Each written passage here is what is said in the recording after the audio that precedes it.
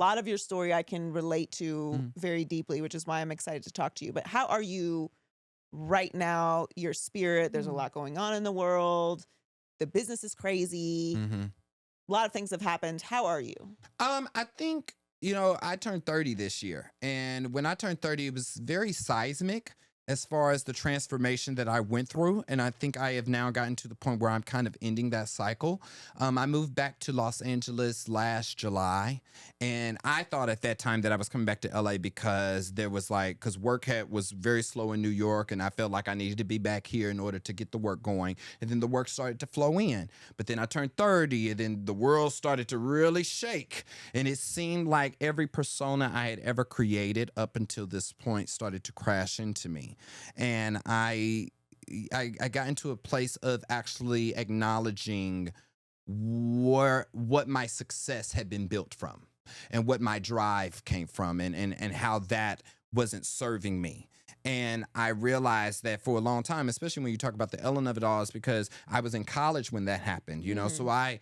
I immediately just jumped into it. So I really never had any time to kind of figure out who I was as an adult. I kind of just had to figure it out in front of the cameras and doing that all at the same time. And I think I got to a place now where I'm like, okay, I'm about to go back to the East Coast. But now I feel so much more sure of who I want to be and what I want that life to look like and what I want my work to be rooted in, which is a little bit more of healing and joy.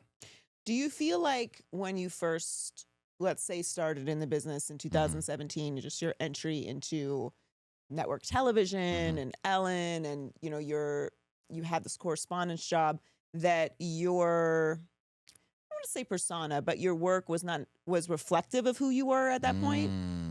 No. Yes and no. I think the food videos were an accident. That was nothing that was ever planned. I never wanted to be a digital creator. I was just like making videos for fun every now Right. and then. And so when that took off, at that time, I was in school for theater and film, and I actually was about to go to grad school auditions at Juilliard for acting.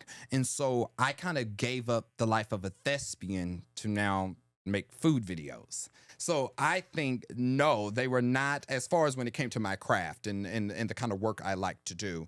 And I think that's the hard part about this business, especially in today's day and age, when it is all rooted in sensationalism, because it feels like you can't do real work or you can't actually do the stuff that you want to talk about, or I can't be grounded because I always have to entertain you in order to bring in the views, to bring in the followers, to bring in the likes, to then pay for the bills. And I think that's the hard people that people don't understand about it. It's like, yeah, you can make a lot of money doing this job, but you also have to realize is that everything is based off people liking you and entertaining you. It's not as simple as just showing up to work and you do your job and you go home and you get your paycheck. It's like it's so rooted in your identity and the way that you show up in the world. And that alone can be exhausting.